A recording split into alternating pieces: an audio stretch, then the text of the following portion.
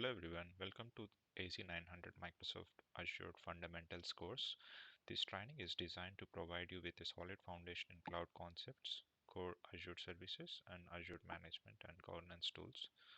Whether you are new to cloud computing or just getting started with Azure, this course will provide you through essential topics such as cloud deployment models, Azure Compute, storage, networking services, security features, and cost management. Throughout the course, you will experience a mix of lectures, demonstrations, and hands-on labs to build your confidence and prepare you for the AZ-900 certification exam. No prior scripting skills or deep technical knowledge is required, making this course ideal for IT professionals beginning this Azure journey. We will also have a series of videos with the question and answers after this course completion.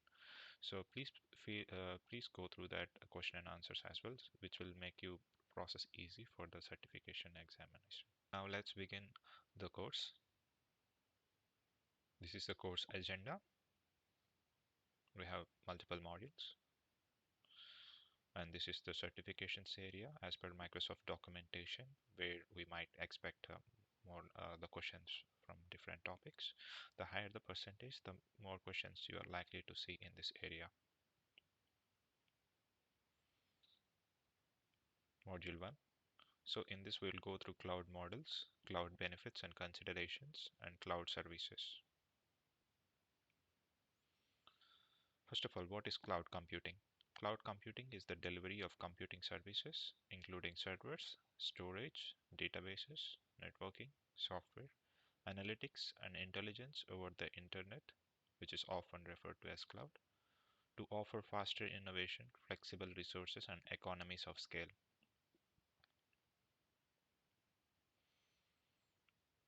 So in the cloud models, the first type of model is the public cloud model. This is owned by cloud services or hosting provider who is like AWS, Azure, and Google. It provides resources and services to multiple organizations and users, and it's accessed via secure network connection, typically over the internet. And this is the more commonly used type of cloud model by most organizations. And then we have private cloud. So these are done by organizations to create a cloud environment in their own data centers, and the organization is responsible for operating their services they provide, and it does not provide access to users outside of the organization. So for example, if there is any sensitive data or if the local law requires the data to be stored only within the office premises, then such type of private cloud is used while still leveraging the functionalities of Azure with their own hardware. And then we have hybrid cloud. So for this, it's basically from the name you can identify this is a combination of a public and private cloud to allow applications to run in most appropriate location. So it can be due to the type of application that you want to run, um, or any other legal reasons or any other sensitive data that needs to be stored on premise versus you still want to leverage the benefits of the public cloud. So you can choose between both and you can still use both of them at the same time. And the comparison between these three models. In the public cloud, there is no capital expenditure to scale up. So you are not paying any upfront money in order to buy servers in the public cloud model. So it's easy to scale up very quickly. And applications can be quickly provisioned and deprovisioned. And organizations pay only for what they use. So if you create a virtual machine and use it for 1 hour, so you just pay the money for 1 hour. And once you delete it, you no longer need to pay any money. And in the private cloud, the hardware must be purchased for startup and maintenance. So even if before you start using it, you are basically paying a lot of money upfront to buy the servers and the related hardware. And the organizations have complete control over resources and security. Organizations are responsible for hardware maintenance and updates. In the hybrid cloud, it provides the most flexibility. Organizations determine where to run the applications. Organizations control security, compliance, and legal requirements.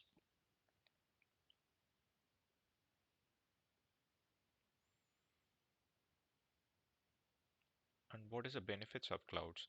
So we have several benefits. The first one is the high availability. So we always have the applications or servers, everything which is highly available in cloud. And scalability, we can easily increase or decrease the number of servers or the database capacity on the fly. And global reach, so you have Azure regions across the world, so you can choose the regions based on where you are located, which will make the latency very less. And agility and disaster recovery and fault tolerance and elasticity. So the scalability and elasticity may look somewhat similar, but this scalability is the possibility of increasing and decreasing the resources, and elasticity is more like an automated way of increasing and decreasing the resources by and then customer latency up capabilities and predictive cost considerations and security. So predictive cost considerations in the sense more you know, like when you are provisioning a VM or a database, you know upfront approximately you can calculate how much money you may be incurring for the entire month or entire year.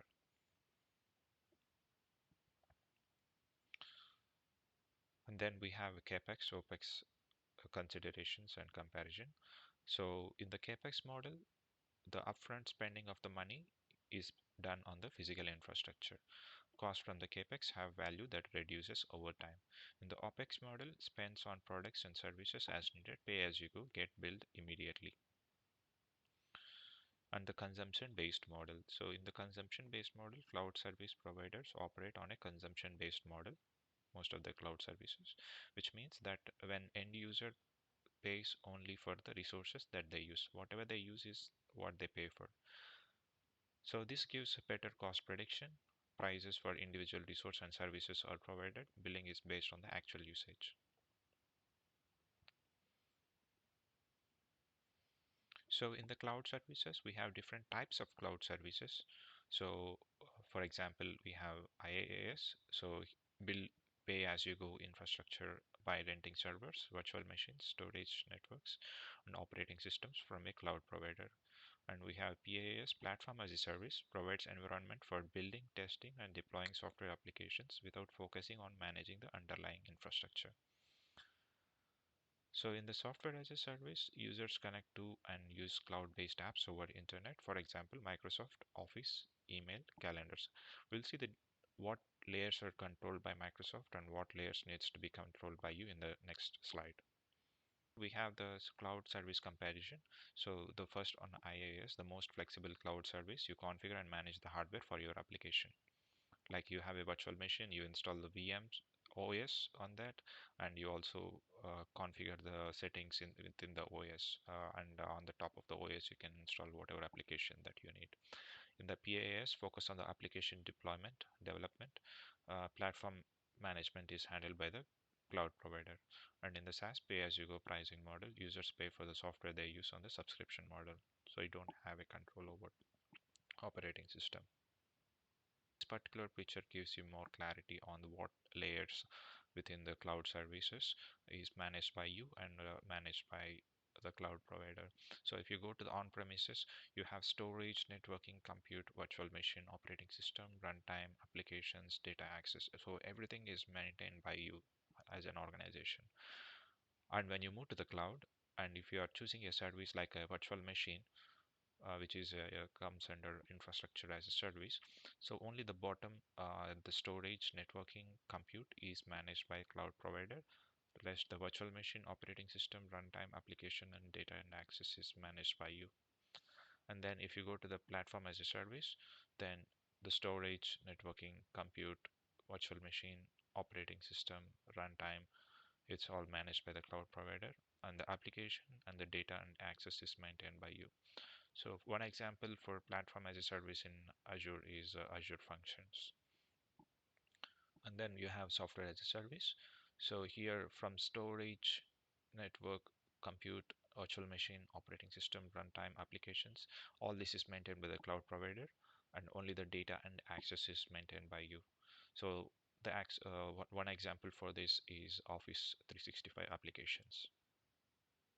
Hope this is clear. And then we also have serverless computing. With serverless computing applications, the cloud service provider automatically provisions, scales, and manage the infrastructure required to run the code. Azure Functions is code running your service and not underlying platform or infrastructure. So it creates infrastructure based on an event. And we have Azure Logic Apps is a cloud service that helps you automate and orchestrate tasks, business process, and workflows when you need to integrate data, systems, and services. So with this, we completed module 1. Let's jump into module 2.